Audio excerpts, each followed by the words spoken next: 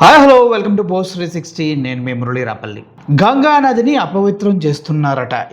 గంగా నదిని ఎలా అపవిత్రం చేస్తున్నారంటే, గంగా నదిలో వాళ్ళు ట్రావెలింగ్కి వెళ్తూ అటు తిరుగుతూ చికెన్ తింటే గంగా నది అపవిత్రం అయిపోయిందంట. అదేంటి, అంత గంగాదేవి ఒక చికెన్ తింటే అపవిత్రం అయిపోయిందా అంటూ చాలామంది అంటూ ఉన్నారు. కానీ ఇక్కడ అర్థం కాని విషయం ఏంటంటే, ఈ విషయంపై సుప్రీంకోర్టు న్యాయమూర్తి జస్టిస్ ఉజ్జల్ భుయాన్ మాట్లాడారు.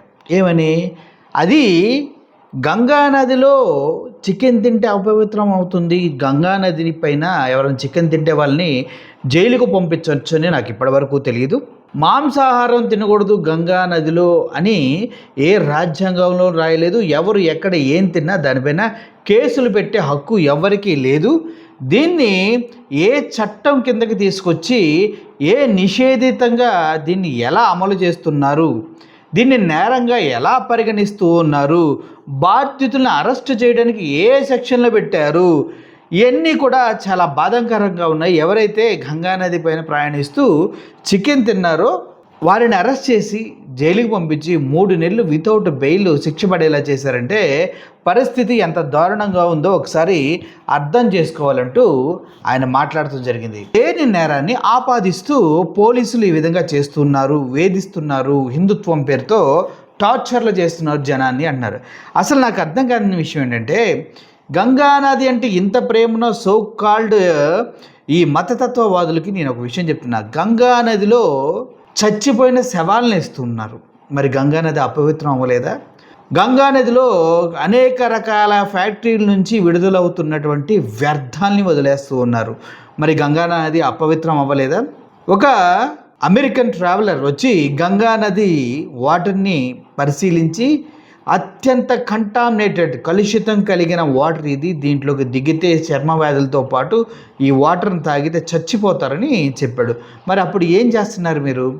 గంగా నది ప్రక్షాళన చేస్తానంటూ 2016లో మోడీ గవర్నమెంటు, నేను ఎలక్షన్లో ఇక్కడ వారణాసి ఎంచుకోవడానికి కారణం నన్ను ఎవరో పంపించలేదు, నా అంతట రాలేదు, గంగామాత నన్ను పిలిపించింది, 2018 కల్లా గంగామాతని పూర్తి స్థాయిలో ప్రక్షాళన చేస్తామంటూ 20,000 కోట్లతో ఒక ప్రాజెక్ట్ స్టార్ట్ చేశారు. మరి ఏమైంది ఆ ప్రాజెక్టు? దాని గురించి నా కొడుకు ఎందుకు మాట్లాడడో నాకు ఇప్పటివరకు అర్థం కావట్లేదు. గంగామాతని ప్రక్షాళన చేసే ప్రాజెక్టుకి 20,000 కోట్లు తీసుకొని వచ్చారు కదా, ఎవడు తీసుకున్నాడు, ఎక్కడ పెట్టాడు, 20,000 కోట్లు నా కొడుకు తిన్నాడు అన్న విషయాన్ని ఇప్పటివరకు నా కొడుకు ఎందుకు మాట్లాడడో నాకు అర్థం కావట్లేదు. ఎందుకంటే 20,000 కోట్లు 2016లో వారణాసి ఎలక్షన్స్లో మన మోడీ గారు మాట్లాడిన మాటలు అనమాట ఇవి. అయితే ఈ గంగా నదిని ఇలాగే వదిలేశారు కదా ఎప్పటి నుంచో. నమామి గంగా ప్రాజెక్టు గురించి వెతకండి, తెలుస్తుంది మీకు. ఇలా గంగాదేవి పైన అంత ప్రేమ ఉంటే ఫస్ట్ మీరు వెళ్ళి చొక్కా పట్టుకుని అడగాల్సింది మోడీ గారిని. మీరు ఇంత ప్రక్షాళన చేస్తాననేసి ఇగో నమామి గంగా అంటూ 2014, 16, 18 లోపు గంగని పూర్తి స్థాయిలో ప్రక్షాళన చేసి నమామి గంగా అనే సర్టిఫికేట్ తీసుకొస్తానన్నారు. ఏం చేశారు సార్? ఎందుకు దాన్ని మీరు చెయ్యలేకపోయారు? మీరు చేతగాని ప్రధానమంత్రి, హిందుత్వం ముసుగేసుకొని బ్రతుకుతారు కదా. మరి హిందువులంతా దేవతగా పూజించే పరమ పవిత్రమైనటువంటి గంగా నదిని ప్రక్షాళన చేస్తామంటూ వారణాసి వేదికగా ఎలక్షన్స్లో 2014లో, 16లో, 18లో మొత్తం కలిపి 20,000 కోట్లతో ఒక ప్రాజెక్ట్ స్టార్ట్ చేశారు. నమామి గంగా అని ఏం పీకారు సార్ అని అడగండి. మరి అప్పుడు జైల్లో పెట్టాల్సింది మోడీ గారిని కదా, మరి ఎందుకు పెట్టలేదు? పోనీ మోడీ గారు ఇంత చేసిన తర్వాత పోనీ ఏమైనా చేశారా గంగకి? ఏమీ చేయలా, అంతా అబద్ధాలే చెప్పారు. కానీ ఒక ఐఐటి ప్రొఫెసర్ ఉన్నారండి, ఐఐటి కాన్పూర్ ప్రొఫెసర్. ఇతని ఏజ్ దగ్గర 70 సంవత్సరాల దగ్గరగా ఉంటుంది. ఆయన పేరు జీడి అగర్వాల్.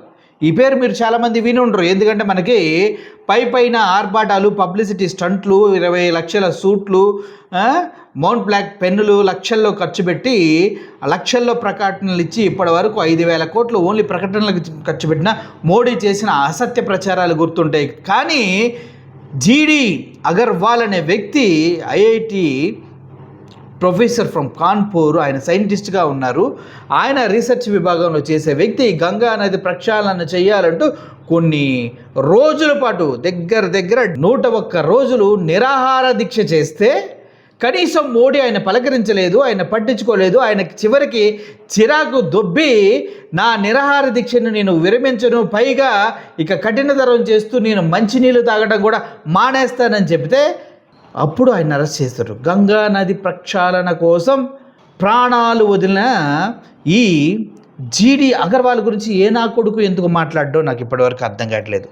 ఆయన చనిపోయిన తర్వాత ఆయన సంతాపానికి మాత్రం మోడీ మెసేజ్ పెడతాడు ట్విట్టర్ వేదికగా. ఒక విషయంగా చెప్పాలంటే ఇంతకన్నా దారుణంగా బానిసలుగా బ్రతుకుతాం మన ఇండియన్స్కి చేత కాదేమో అనిపిస్తూ ఉంది.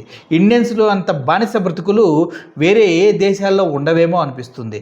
గంగా నది ప్రక్షాళన విషయాన్ని పక్కన తోసేసి గంగా నది ప్రక్షాళన చేయాలంటూ ఒక నిరాహార దీక్ష స్టార్ట్ చేసిన జీడి అగర్వాల్ లాంటి వ్యక్తులు చనిపోయేదాకా ఎదురు చూసినటువంటి ఈ మోడీ ప్రభుత్వం ఇప్పుడు 2 చికెన్ ముక్కలు తింటే అది గంగా నది అపవిత్రమైందని చెప్పేసి వాళ్ళని 3 నెలలు జైల్లో పెడతారా? దీనిపైన కదా ఈయన ఉజ్జాల్ భుయాన్ మాట్లాడింది, హైకోర్టు జస్టిస్ గారు.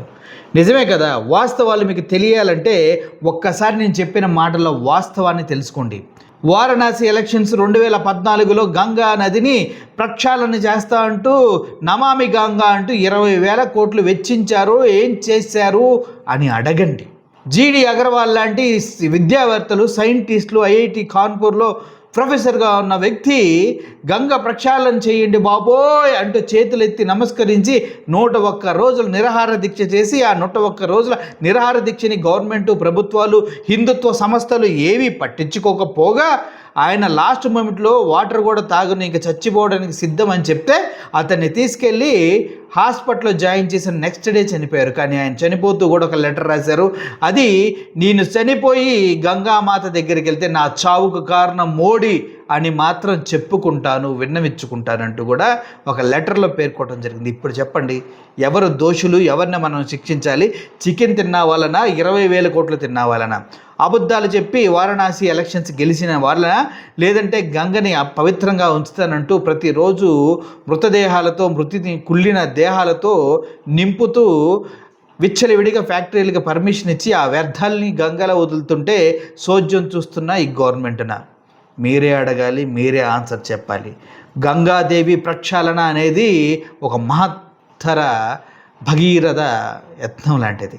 అది చేస్తానని చెప్పిన హిందుత్వ సంస్థలే అన్నీ మూసుకొని కూర్చుంటే ఎవడో పాపం ఒకటి చికెన్ ముక్క తిన్నాడని వాడిని తీసుకెళ్ళి జైల్లో పెట్టి 3 నెలలు బెయిల్ రాకుండా శిక్షిస్తే మరి వీళ్ళందరినీ ఏ జైల్లో పెట్టాలి? ఏ హిందువులు వెళ్ళి వీళ్ళని చెప్పుతో కొట్టాలి?